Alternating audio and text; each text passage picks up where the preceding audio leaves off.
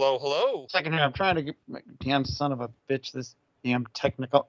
I want to put you on speakerphone. Just a second here. Yep. How did I do this before? You know what? Fuck it. I'll put headphones on. Just a second. Can we acknowledge that the Oscars, that the Academy Awards award movies that aren't necessarily the best and are merely a product of their time or through intense marketing to Academy members? Can we acknowledge that first?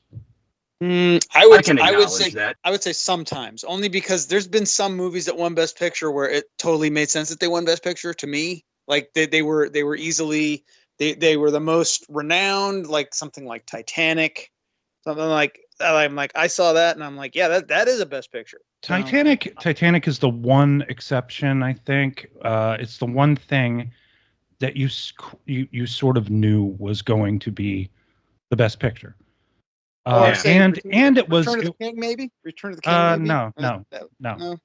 As an acknowledgement. I'm saying as an acknowledgement of the Lord of the Rings series, they gave it to Return of the King, but that was not the best of the three. I would argue that it is, but okay. I would say it's the most ludicrous of the three. Two Towers was the best. On this one, that was the no. Two Towers was the best, hands down. As they say in Clerks 2, even the trees fucking talk in that movie. Okay, jeez. And then I would put Fellowship at a very close second because Fellowship sets up the whole thing, and without the other two, without Fellowship, you don't have the other two movies. You just don't.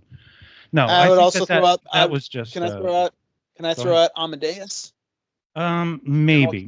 But we are going to go back. We're going to go back to previous movies. I mean, the whole purpose of this thing isn't to bandy about what won, but talk about what should have been acknowledged or won anything or gotten even nominations. I've got so many that I thought of going down the line as far back as I want to say 1983, I would say. So, I mean, to go even further back would be unfair because we weren't really there and we weren't really part of that. Right. There were occasional movies where it was like a pleasant surprise. The general consensus was one movie was going to win and another movie won, and people were like, "Oh, that's great," kind of thing. Well, most recently. So let me put one stamp on that, and we're going to set up the ground rules. So can we just do like a couple of minutes of service to the nominees this year? Let's just talk for a second about the nominees. I've only seen one or two of them, but I haven't seen any of them. Real quick. I want to get to Anderson's point real quick. The answer to that one would be Parasite. That was the movie I did not think was going to win jack and shit, and it was, oh my god, it won it all, and and it was kind of worth it. I thought it deserved it after I. Yes. I didn't see it till after it won either. Lawler, me and you didn't even see that movie till after it won, and we both agreed it was a fucking masterpiece. It was good. It was good, but it already had won foreign film, so it didn't really need to win Best Picture, though. I was thinking Chariots of Fire. That was a surprise, but people that had seen it were like, yeah, that's an excellent film. So it was okay. It's a little before time. Yeah. A lot of this is just okay for me. Okay, so let's look at the Best Picture list for 2025, and then we'll dismiss the last few. Actually, no, I'm sorry, I got it wrong. I saw one of these. I saw Dune Part 2. That's about it. I didn't see any of the others. I can see why that's on that list. I don't think it's going to win, but I can see why it's on there. I can't. Frankly, I can't. It nearly put me to sleep. I'm gonna make it easy. There's out of all the Best Picture nominees, there's one movie I want to win it all, but is not going to win it all, and that's The Substance, because that was the best fucking movie of 2024. It's kind of sad though when you think about it, and you compare it to movies of the past. Yeah, I will see it when it's on something. Whenever it's and okay, hold on, Anderson. Do you have Amazon Prime? Of course, I have Amazon Prime. Get a 1 week subscription to Mubi. That's MUB as in boy. Get a 1 week subscription, and you can watch The Substance for free. And you can cancel your 1 week subscription after you're done watching it, and then you and I can talk about it ad nauseum. I know Mubi. Some friends of mine have some movies distributed on there. Right now, as it stands, it's totally watchable with a extension of your current Amazon Prime service. You just have to do a 1 week free trial, and you can watch The Substance. All right. Yeah, but anyway, moving right along. Anyway. Well, okay. This is. I'm gonna make this as simple as possible. Okay. All right. We start. Anora, I've heard of. It looks interesting. The Brutalist, no interest. A Complete Unknown. My wife and daughter saw that when they were in Michigan, and they said it was really good. But I have no interest because Todd Haynes made. I don't care about Dylan enough to. Todd Haynes made the best Dylan movie, which was called I'm Not There. Conclave, not interested. Dune Part 2 put me to sleep. Amelia Perez, not interested. I'm Still Here, not interested. Nickel Boys. My wife read the book and she said the book was okay, but not really worth it. Substance, sorry, not interested. But I'll probably watch it at some point just to shut up Froelich. Wicked, not interested. So there's like the majority of this on this list. I'm not interested. Put me to sleep, and don't care. So, I mean, it's like, this is Oscars in 2025. The list being this long is a recent thing. Like, this is like the last 10 years that they started making this list so long. It used to be longer than that, Anderson. They started doing that back in 2009. Okay. The Batman movie, right? Yeah, they thought, because of Dark Knight. And that's why I'm throwing down as my ace Titanic, because we've already had enormously popular movies get nominated and win. So we didn't need an extra set of 5 to justify the popularity factor. So we didn't really need that because we all agreed that Titanic deserved, just on technical merits alone and what happened and the fact that it was a 3-hour movie that you got guys and girls watching and it became a date movie and it was really popular. And I saw that movie 7 times. That was my first date with my wife, with the girl who would become my wife. That was our first date. And we knew that it was going to be popular. So we don't really need this. Titanic settles the argument of why we don't need 10 nominees. Because a movie that's good enough will wind up on that list. Speaking of James Cameron movies, I got a thought on this. So there was that one year where the Hurt Locker won Best Picture and Best Director, which great direction, Catherine Bigelow. It's a good movie. It was a better movie. I'm sorry, it was a better movie than Avatar. That's what I'm saying is like I think it deserved to win Best Picture, but I feel like as much as I think Avatar is a tad overrated, but I do think that for the achievement, I think James Cameron should have split. I think he should have won Best Director just for the achievement. That's my opinion. Let me add in on this one just a little bit, just for one quick second. It made me so happy to see his ex-wife win an Oscar. So Catherine Bigelow deserved it. She made so many good movies that nobody saw. Well, but then the point you can make about Catherine Bigelow is that, honestly, again, I don't want to get too far off. We have a discussion that we're going to have, but I'll make it quick. Catherine Bigelow has never made a bad fucking movie. So, yeah, she deserved it. She has never made a bad good underrated movie. K-19, The Widowmaker. We saw. That's a great one. What's it? Zero Dark 30. Zero Dark 30, yeah. I mean, the only one we could probably put on the back burner on that is maybe The Loveless, because I don't think either one of us three have seen The Loveless, so we can't say anything about that, but we can say anything about what she did afterwards, because, remember, she was... Was that one of those direct to streaming? No.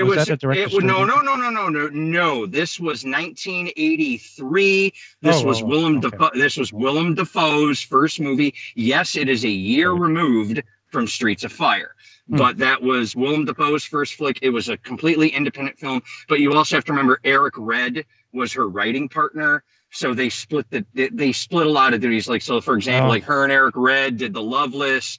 And then when The Hitcher came out, that was Eric Red and Catherine Bigelow. And then when fucking Near Dark came out, that was, Catherine Bigelow directed that, but her and Eric Red both wrote that. So they split up a lot of their shit.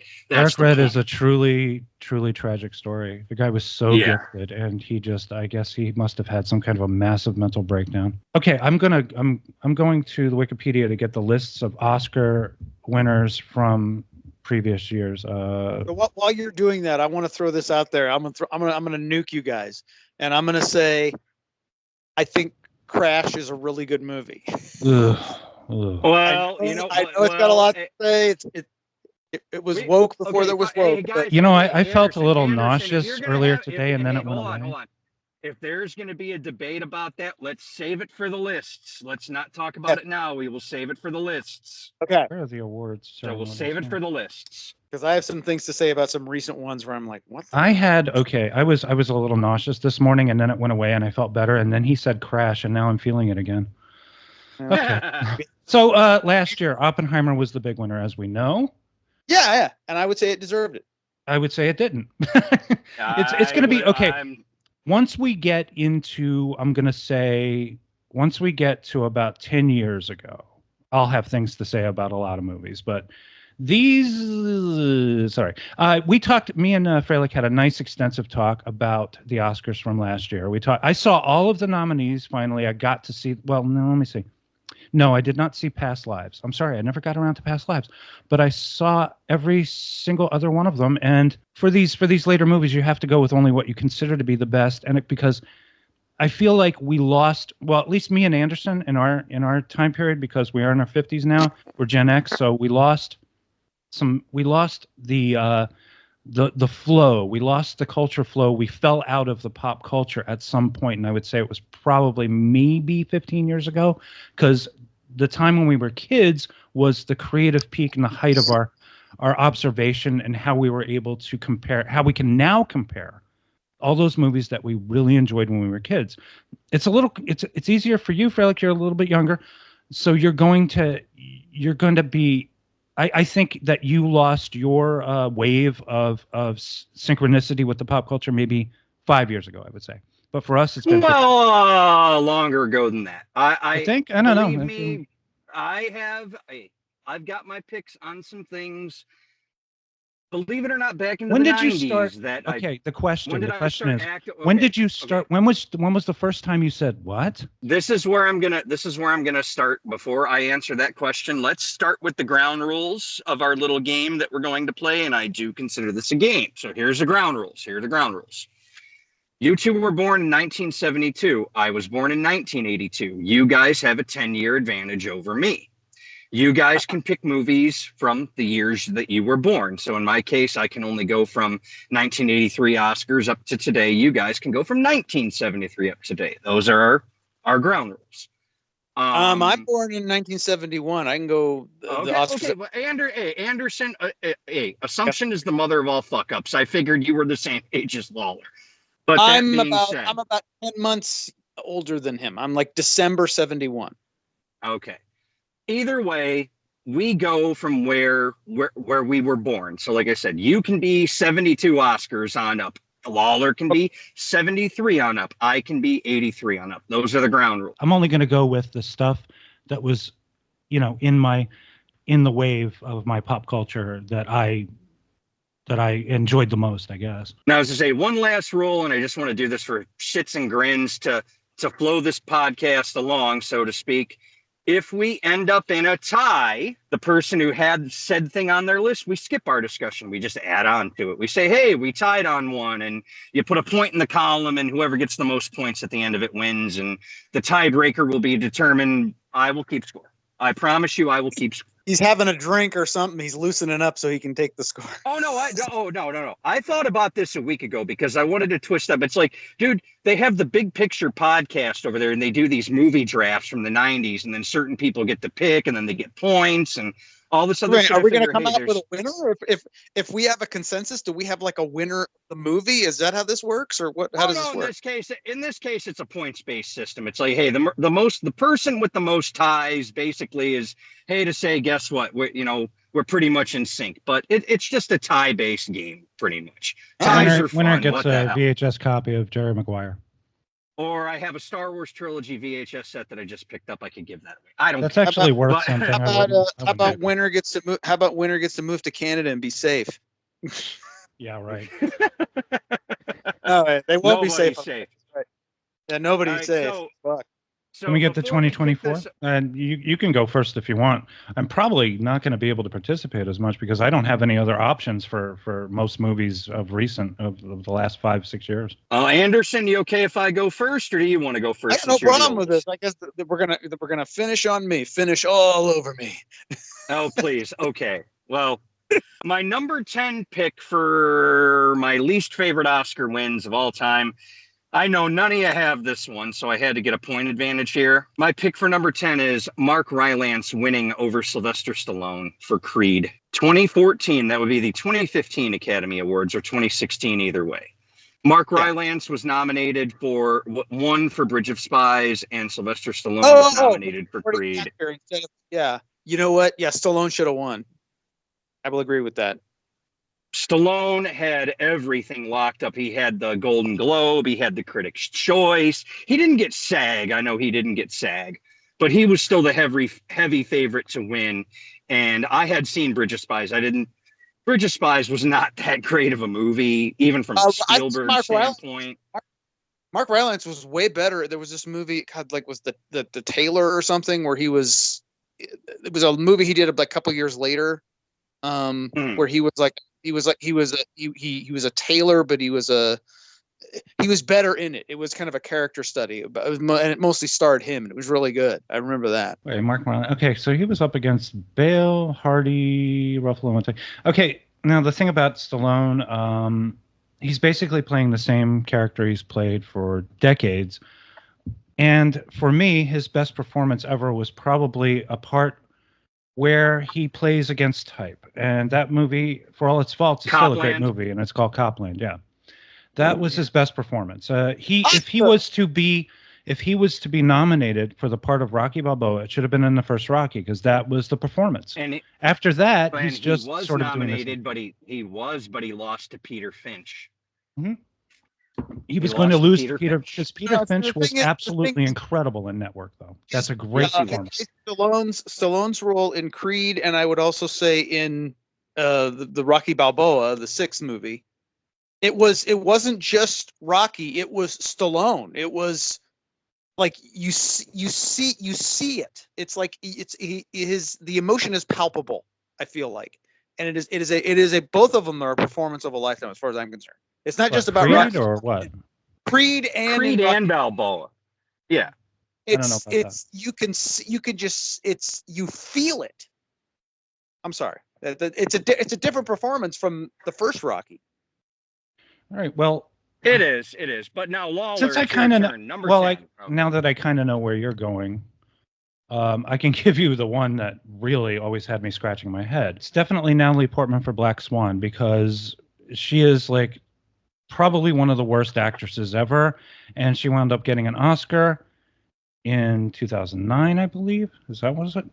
Yeah. And who was she up against that year, though? Yeah, okay. She was up against Annette Bening and The Kids Are All Right, Nicole Kidman, Rabbit Hole, Winter's Bone, and Blue Valentine with Michelle Williams.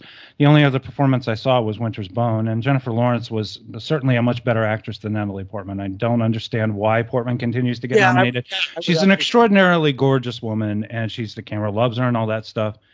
But no, she's not a great actress. She really just does the same thing every time. And that, to me, that's an actor is somebody who can convince you there's somebody else. I never forget that it's Natalie Portman, just like I never forget that it's Sylvester Stallone. Like I never forget, like I said, Copland is a great performance, but it is Stallone. But he is trying something different, and you kind of believe it.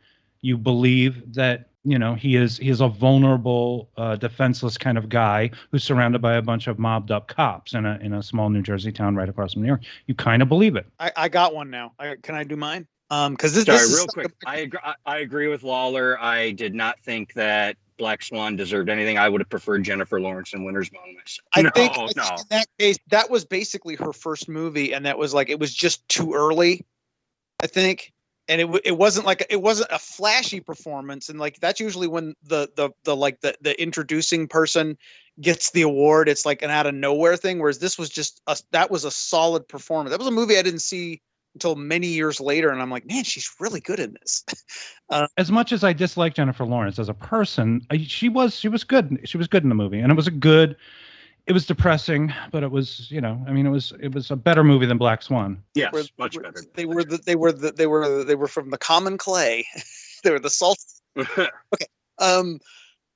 This is the thing that's been sticking in my craw since it came out, or since it happened. Burt Reynolds. Why didn't he? Yes. I already know why he didn't win, but fuck, I agree with you. He should have got it, god damn it.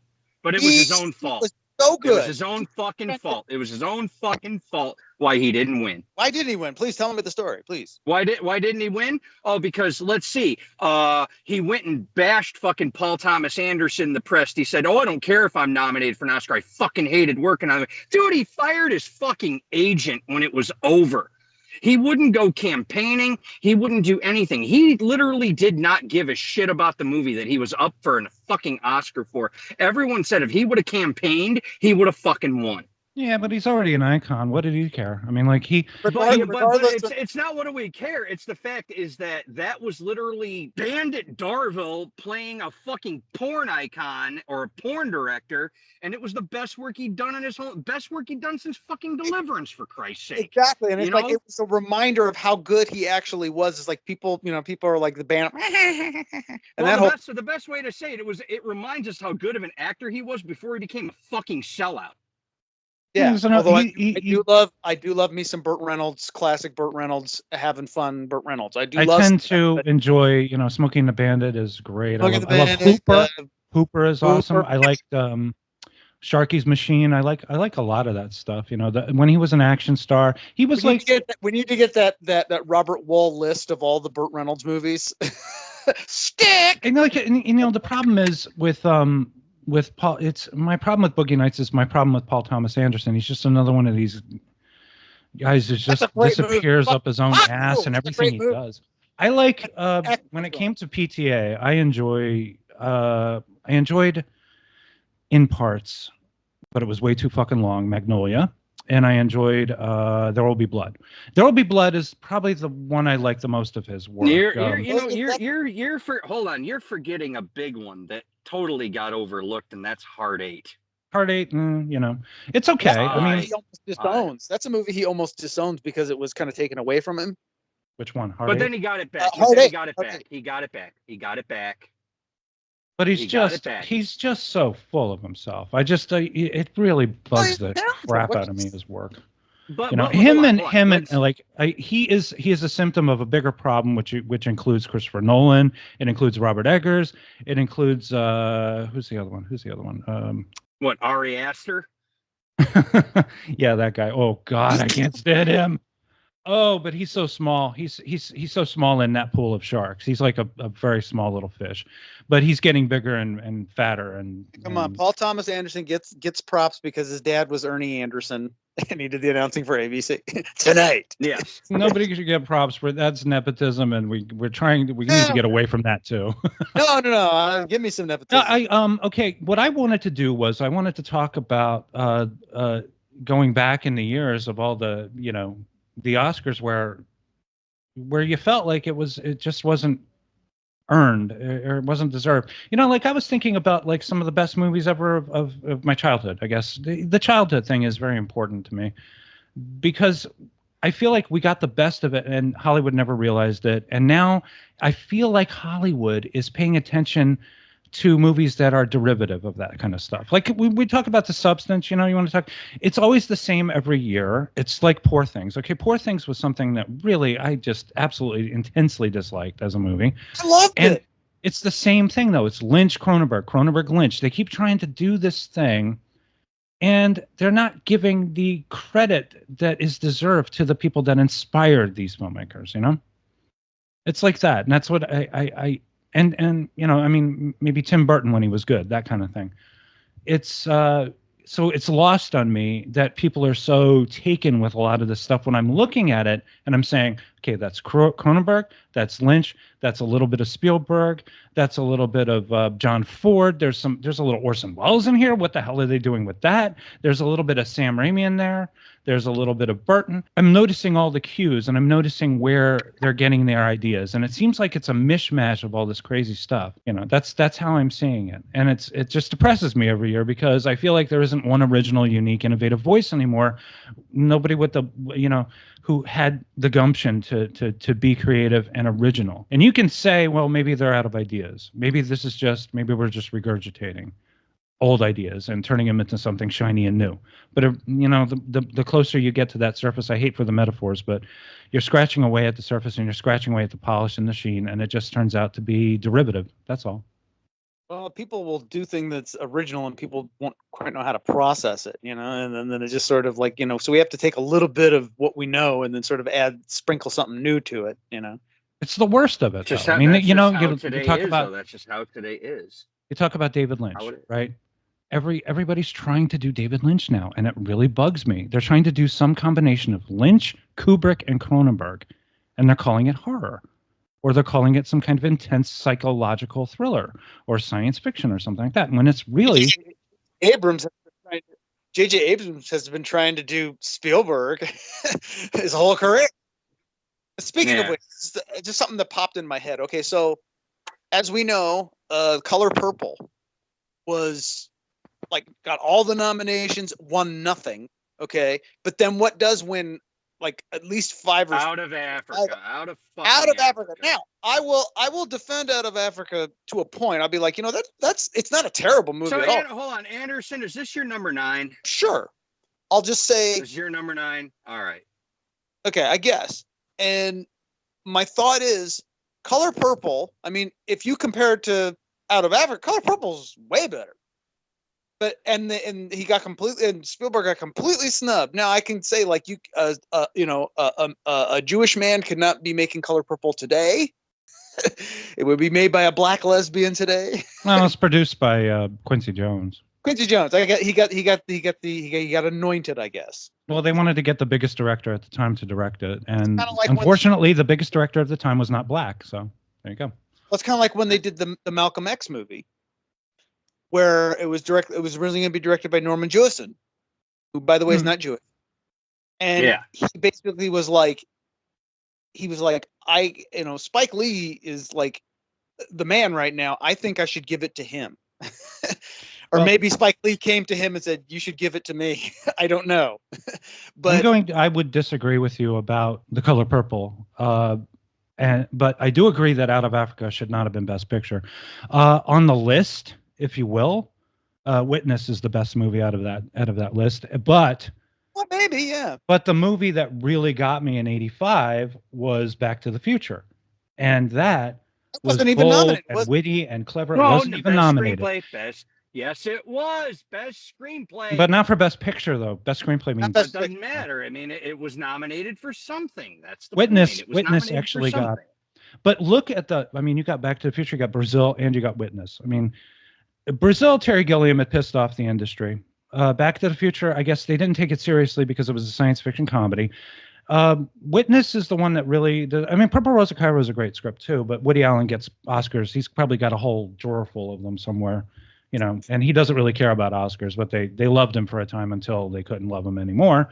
But the movie that really blew us away back then, if it wasn't Witness, it was Back to the Future. And Brazil we didn't get to see. We didn't get to see that. There was an embargo on it for like a half a year, and then we forever. That came out like mid '86 eventually, right? Like it played in like the few theaters for Oscar consideration in '85, but then like it was all over the place internationally, and they just didn't. Universal refused to release it for a time. Well, that was okay. Well, hold on. That was more or less a mix of Universal and Arnon Milchan. That was a mix of both. You had I can't even say it right. Let's try this. You had Sid Sheinberg in one corner, and you had Arnon Milchan in another corner. And they were both fucking getting into a pissing contest about the U.S. release of this movie. But luckily, Sid Sheinberg didn't have anything to it overseas. Arnon Milchan could do what he wanted. Sid Sheinberg was so you can't say about, yes. It wasn't just Universal. It wasn't just Universal. It was Sid Sheinberg. Like he fucked up that whole release.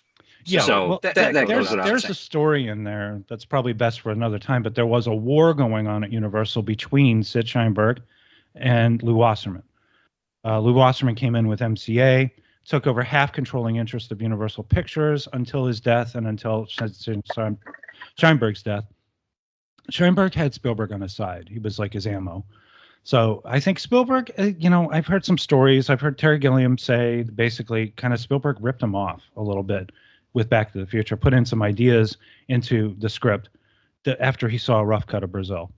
So, there's that to consider as well.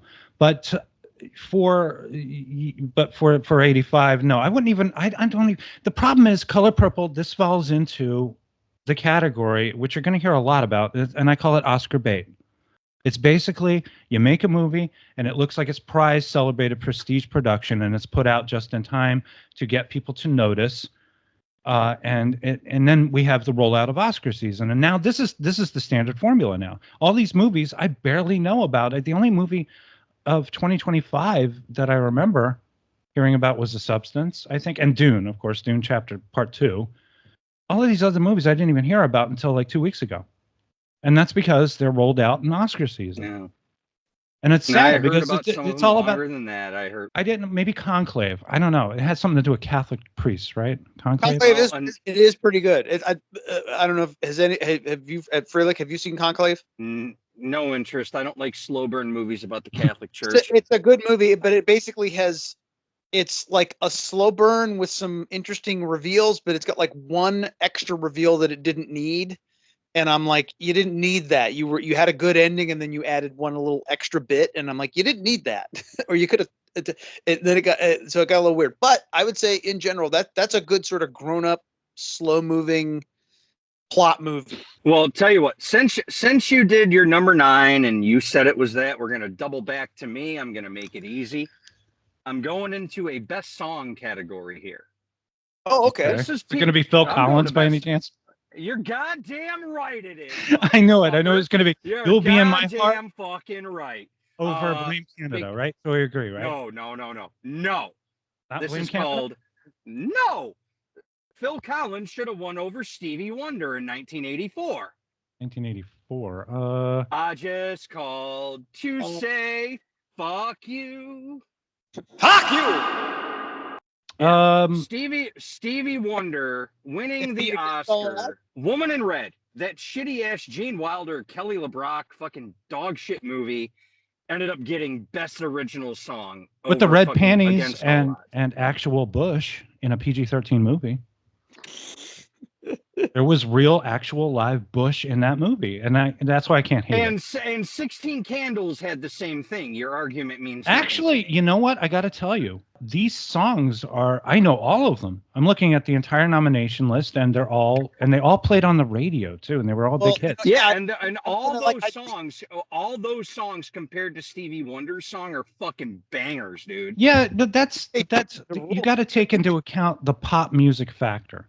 This is a pop song. It's a song that's that's the thing. It's anymore. A virus. It's in your head. It eats the world. I think they changed the rules because the movie, the songs that win Best Original Song now, you never hear them on the radio. Like it would always be like this big hit. Like you'd have I Just Called to Say I Love You. You'd have Take My Breath Away. You'd have other songs that like were very popular songs back then, and now when you get Best Original Song, you never hear it on the radio. It's never played on the radio. I think they changed the rules on that one now. Maybe. I don't know. That's so weird how they changed rules. Compared to a couple years ago, that Nanu Nanu song freaking ended up winning from RRR, ended up winning Best Original Song, but that song wasn't a hit. Radio? It didn't play on the damn radio. You mentioned Phil Collins, so I assumed you were talking about You'll Be in My Heart from the stupid Tarzan movie winning out over Blame Canada, which should have won. And it should have. But this year we're talking about the 57th annual Academy Awards. You got I Just Called to Say I Love You. Against All Odds. This is a song that my mother would have to, if it played on the radio in the car, she would have to pull the car over and listen to the song.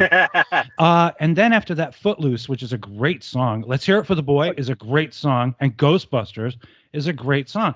So I feel like this is a really tough list. Ghostbusters should have won because it exemplifies the film itself in a song. It's like that should have won. I see there were problems because Huey Lewis and the News sued Ray Parker because they say he took he took the I Want a New Drug from I Want a New Drug, and that's it's some if it comes down to it, I don't know if I can do Against All Odds. It's a fine song. But here's the thing though. Here's the thing, and this leads perfectly into your argument about how you don't hear best picture winning songs on the radio anymore. Every single one of these songs from this list was a #1 fucking hit. Yeah, that's true. It was. Every single song was a #1 Billboard Top 100 hit. We don't have that anymore. And you're absolutely right. We don't have that anymore. But comparatively speaking, Against All Odds is just like, compared to the other movies out there, Against All Odds is, I love that fucking movie, dude. I love that movie. I really do.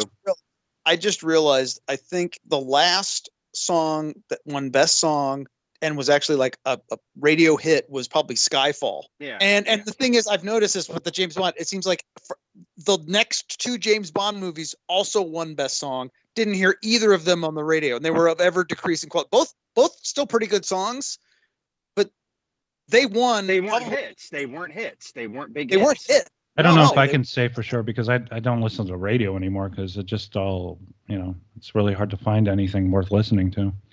Like, okay, when was the last time you saw a movie that had like a hit single?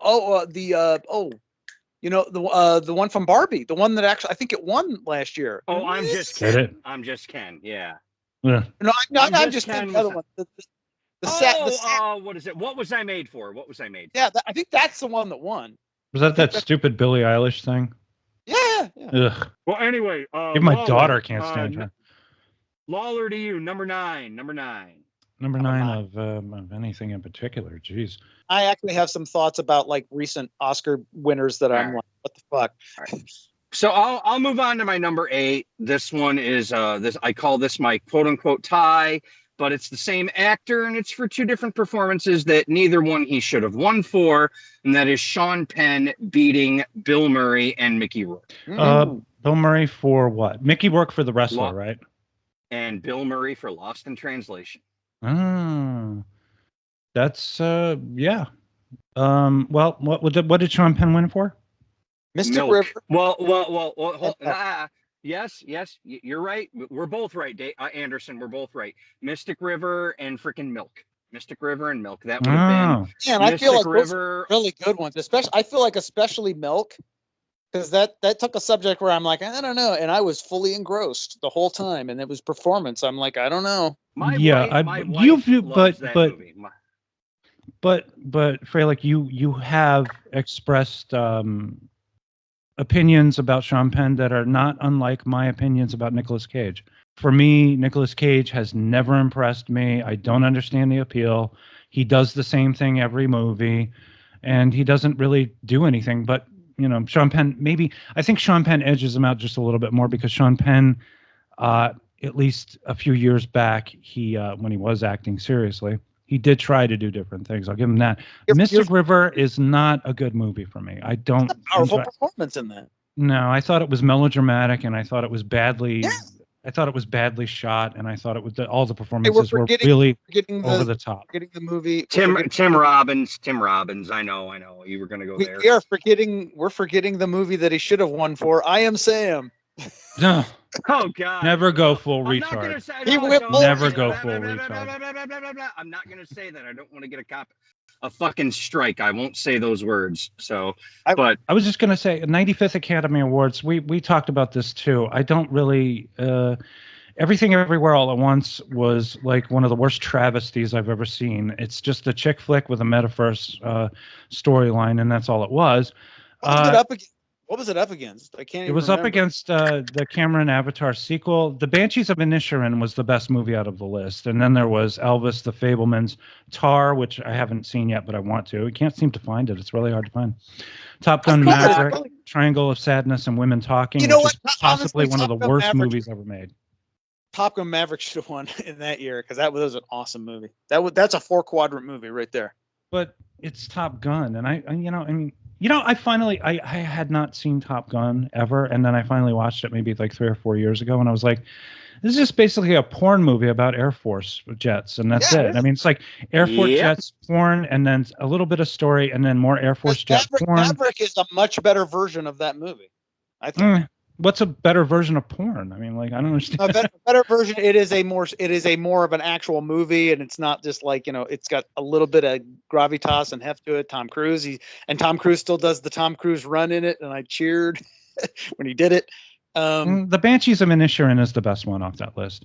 Yeah, that would be like the sleeper winner. That would be it's incredibly grisly, that movie too, but it got ignored by just about everybody. Well, the fact that oh God, I'm forgetting her name now. Best Actress in Everything Ever Jennifer All. Con- Michelle Yeoh. The fact that she won Best Actress for that, I'm like, I felt like that was her English in that was worse than her English in Tomorrow Never Dies, and that was like 30 years ago. And so I'm like, what happened? And then she goes and does Star Trek, and I still can't understand what the fuck she's saying. And I'm like, let them make their weird movie. I thought it was good. I didn't hate it. I wasn't like angry, but I was like, this is a solid 3 stars. This is not a 4-star. Everybody's jizzing themselves over kind of movie. I didn't think I so. walked out twice. I mean, I had to, my family kept calling me. Well, I'll just say this before I move on to the next category. Say what you will about the movie. I was just happy to see Jamie Lee Curtis and Ke Huy Quan both win Oscars. So take with that what you will. But they've been okay. The problem is he was better as Short Round, and she was better in everything else that she ever did. The only thing that I found impressive was that I didn't recognize her right away. It took us a little bit, and I was like, "Oh, that's Jamie Lee Curtis." I think my wife was the one who is that Jamie Lee Curtis? That's Jamie Lee Curtis. That was impressive. That's what an actor should be doing. She did something.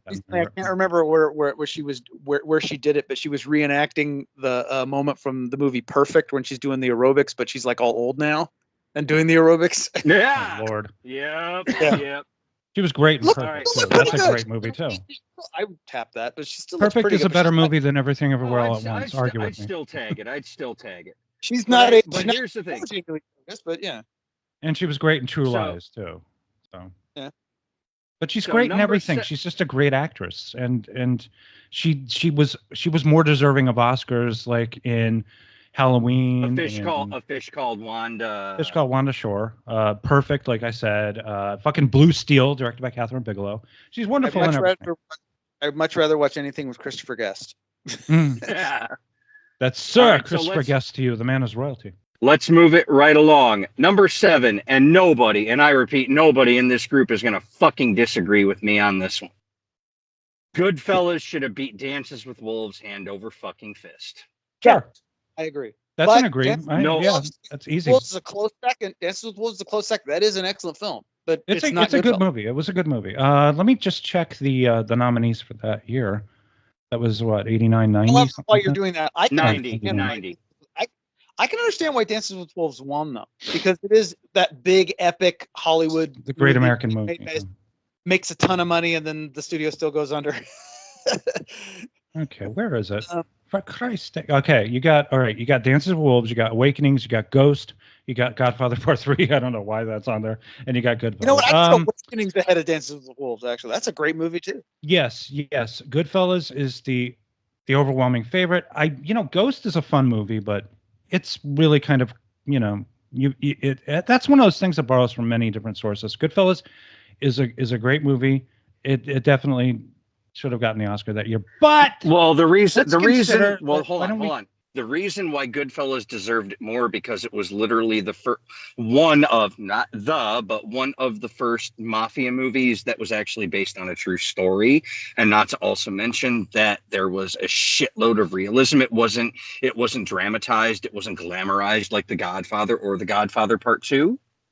It actually told a real life guy in the mafia story, and 80% of what you saw on the screen actually happened. The only thing they did was change the names of everyone else other than Henry Hill. That was it. They kept his name the same. Everybody else's name was changed. That aside, it's an accurate movie about La Cosa Nostra, the criminal underworld, But again, I would also say that it is Scorsese at the height of his powers. It is a very Scorsese movie. Scorsese at the height of his powers is the guy who gets $100 million from Netflix to make The Irishman. That's the height of his power. This is when he was starting to get notice. He had already made his big movies. He made Taxi Driver. He made Raging Bull, of course. Big Oscar, but then he disappeared a little bit during the 80s, during King of Comedy time, After Hours, and all that. Then he gets Last Temptation, but Color of Money. Nobody sees those movies. They get a lot of notices and a lot of great reviews. Color of Money, they see, but it's Color of Money is the success of Color of Money is what led to the ability to make Last Temptation, and then he fell off again because of the controversy. Then he came back. What came first, Goodfellas or Cape Fear? Cape Fear came second. Goodfellas was first. Okay, so Cape Fear was when he was coming back. That was, the beginning of the 90s. Well, because Cape Fear was originally supposed to be a Spielberg, director job, but he turned it down. He gave it to Scorsese. Yeah, he gave it to Scorsese. We talked about the possibility of Scorsese directing Schindler's List and Spielberg directing Cape Fear.